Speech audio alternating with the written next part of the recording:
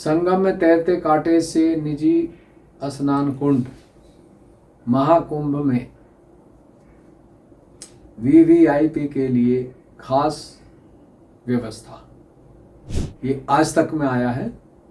तो ये जो संगम में तैरते कांटे से निधि स्नान कुंड, ये सब एक ढोंग ढकोसला है। जो संत होता है वो क्या काटे, जो क्या जरूरत है।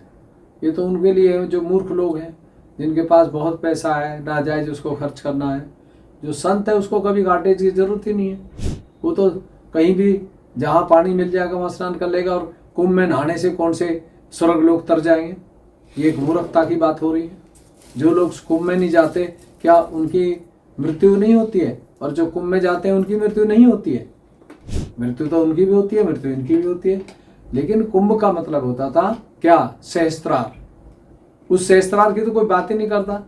वो कुंभ है, उसमें स्नान करना है, जिसमें जटा से, शिव जी की जटा से गंगा निकलती है। उसको कुंडलनी बोलते हैं, उसको रूहानी बोलते हैं, रूहू, अलग अलग नाम है उसके, सुरती बोलते हैं। तो ये जो तालु भाग है, इससे निकलती है वो, ये है कुंभ। जो बच्चे का ऐसे तालु चलता है, ये कुंभ है। आप इसमें जाकर स्नान करिए ना, ध्यान से और तपस्या से और ईमानदारी से। 7 चक्र हैं, उनकी बात हुई थी। तो 7 चक्रों को आप जब पार करेंगे, पहला मूलाधार है, मूलाधार के ऊपर कुंडलनी है।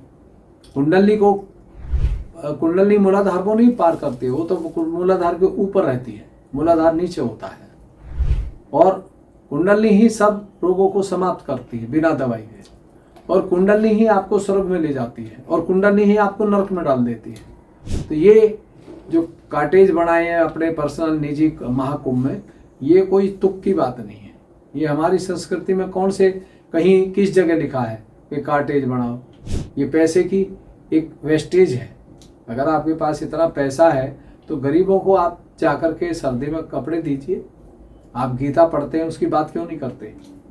गीता में जो सबसे बड़ा दान बताया था वो आत्म साक्षात्कार, कुंडली का जागरण बताया है।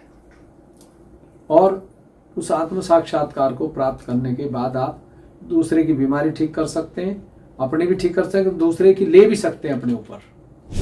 ये नई चीज है। कुंभ में जो स्नान करते हैं वो किसी भी बीमारी को ठीक भी कर सकते हैं और दूसरे की अपने ऊपर ले भी सकते हैं। वो सदगुरु बोलते हैं, उनको सदगुरु बोलते हैं। उन्हें कुंभ जाने की जरूरत नहीं, वो घर पर ही ये काम करते हैं और समाज में और देश में करते हैं फ्री। तो इसलिए महाकुंभ जो है वो सहस्त्रार है। इसको उर्दू में मिराज बोलते हैं। उसकी तो कोई बात ही नहीं करता, ना हाजी करता, ना गुरु करता, ना फादर करता, कोई नहीं करता है।